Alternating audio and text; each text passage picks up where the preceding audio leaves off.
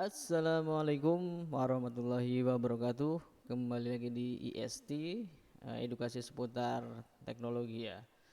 Baik, di kesempatan kali ini saya akan coba membahas mengenai avometer ya. Avometer kemarin ada sedikit yang request ya, nanti request bagaimana cara kerja ataupun pengertian dari avometer.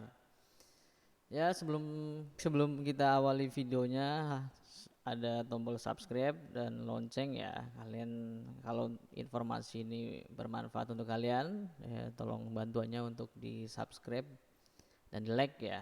Jangan lupa komen kalau yang kurang jelas. Nah, kita mulai materinya. Baik, untuk kesempatan kali ini di pagi yang cukup cerah kali ini ya, saya akan sedikit membahas mengenai avometer. Nah, avometer, apa sih avometer?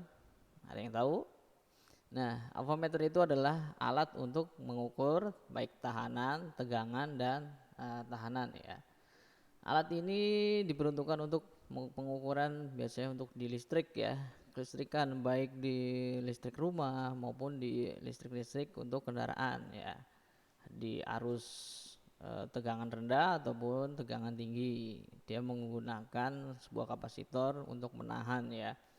Jadi ketika kita ingin melakukan pengukuran dan sebagainya itu nanti kita harus menselektor ya. Nanti ada kita sedikit peragaan untuk bagaimana mengukur alat ini mengukur tegangan di baterai ya. Nah, alat ini juga sangat penting ya peranannya untuk kelistrikan ya. Seperti yang tadi saya bilang untuk biasanya servis ya, biasanya kita sering ya lihat di tukang-tukang servis ya, baik di HP, biasanya juga servis TV, komponen-komponen elektrikal lah biasanya pasti menggunakan alat ini ya. Contoh ya, jadi ketika kita ingin mengetahui ya sebuah rangkaian contoh lah ya, motor atau mobil ya, kendaraan ya, kendaraan itu kan memiliki arus ya, arus ataupun listrik ya.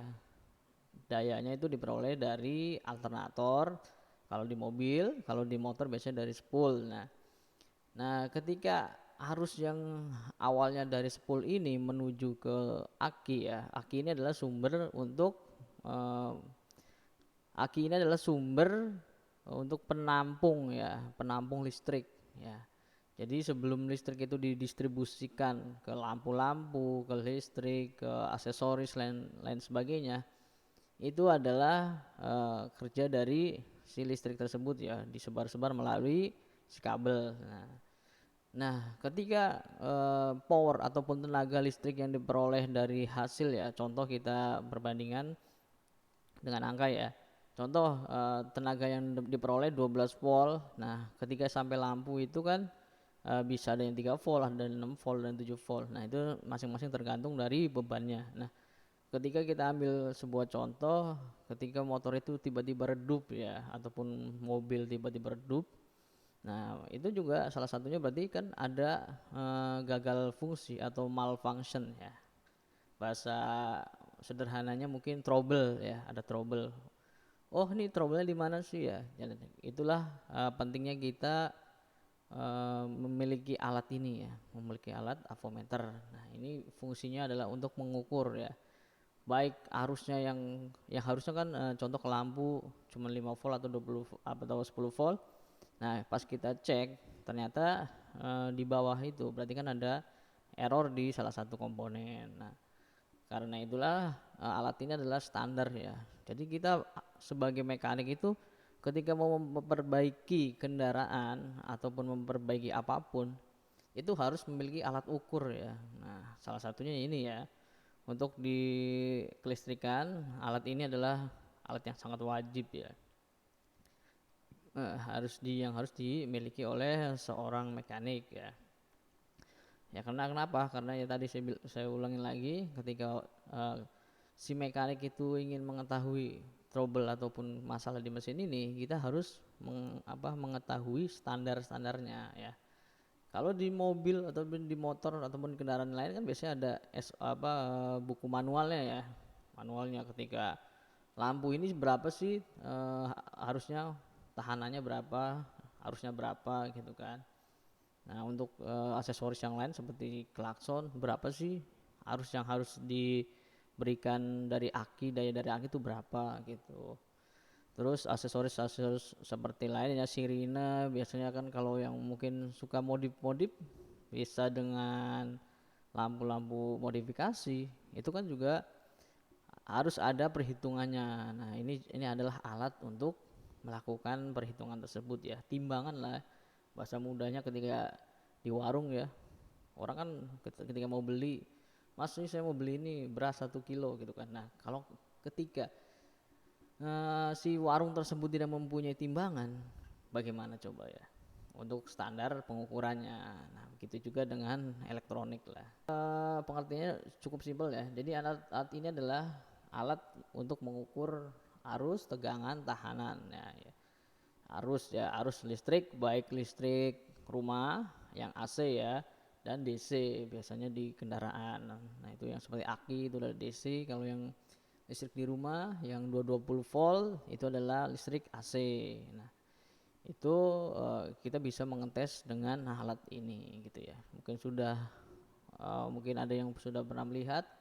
Nah, nanti akan kita bahas juga ya untuk mikrometer untuk avometer. Jadi di avometer ini memiliki dua ya, ada dua jenis ya. Yang pertama adalah yang jenis manual dan ada juga yang jenis digital ya. Nanti kita akan bahas satu persatu ya. Saya sedikit berikan gambaran nih seperti di samping ini gambarnya ya. Ini untuk yang manual dan juga ada yang digital. Nah, manual dan digital itu sama-sama ya, nggak ada yang sempurna, jadi mereka memiliki kekurangan dan kelebihannya masing-masing. Nah, untuk di dasar ya, untuk kita pembelajar awal atau pemula, kita disarankan menggunakan yang manual ya. Kenapa? Emang sedikit lebih ribet dan sebagainya ya. Tapi tingkat akurasinya biasanya lebih bagus ya dibandingkan dengan yang digital. Ketika nanti baterainya itu kan dia dengan sumber tenaganya adalah baterai.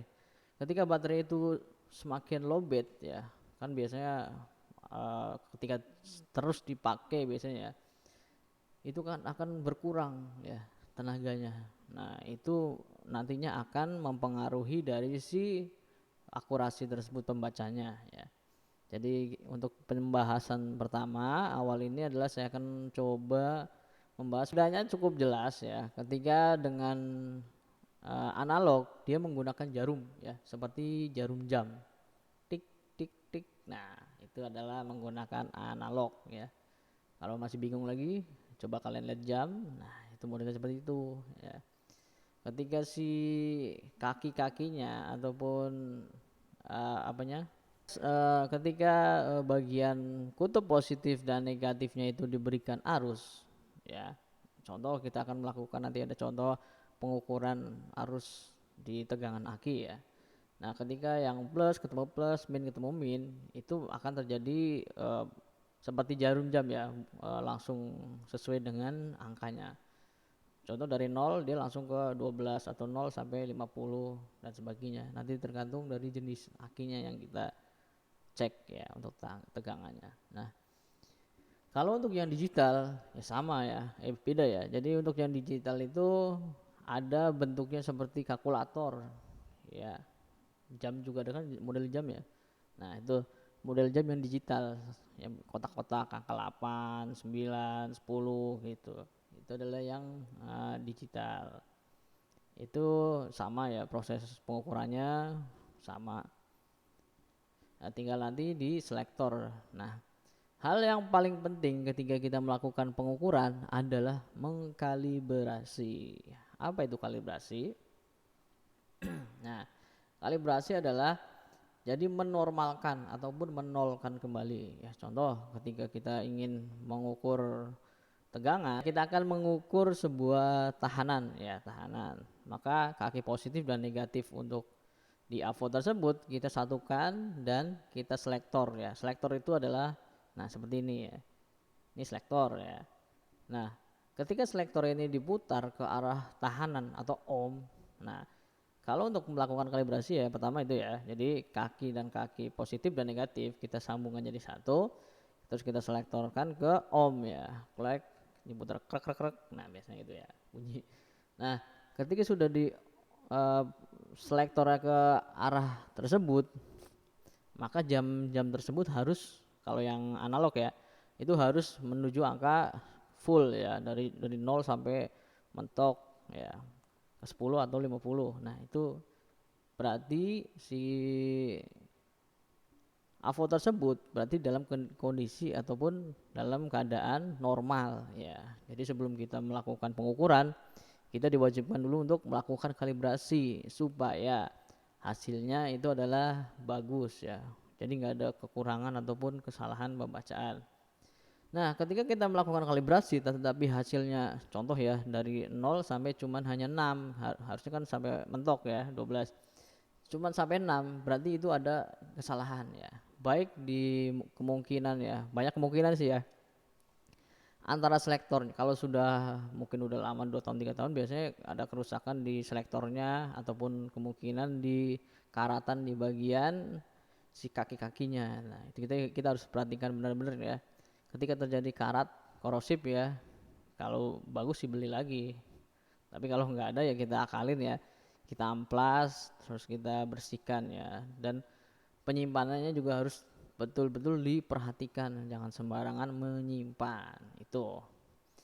Nah, ketika kita selektor kakinya kita jumper ya jadiin satu, itu ternyata tidak mentok di angka 12 tapi hanya setengah. Nah, bisa juga jarumnya kita fullkan ya. Itu ada settingan untuk mendorong ya, mendorong si jarum tersebut sampai maksimal, itu juga bisa. Nah, setelah itu baru kita melakukan pengukuran ya. Contohnya untuk mengukur tahanan kabel ya. Kabel mau kita ukur nih tahannya berapa, masih bagus atau enggak. Ya udah, kita langsung aja klek gitu.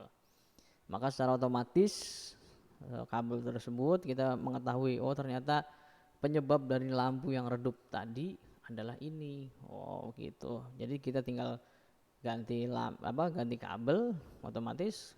Kalau emang di komponen lain tidak terjadi masalah biasanya langsung oke. Seperti itu ya. Itu adalah penanganan, bagaimana cara melakukan penanganan mengenai lampu yang redup tadi. Kita sedikit demonstrasi ya. Ini saya kemarin melakukan sebuah pengukuran ya di bengkel ya. Kita memiliki sebuah bengkel di sekolahan.